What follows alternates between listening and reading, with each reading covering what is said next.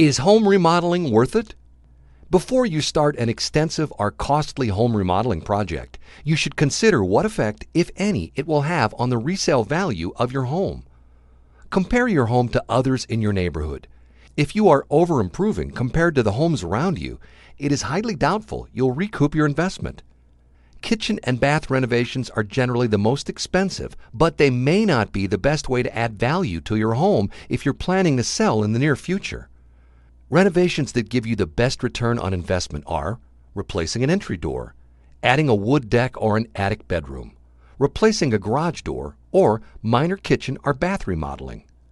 Renovations that give the least return on investment are remodeling a home office, adding a sunroom, adding a backup power generator, or adding a master suite.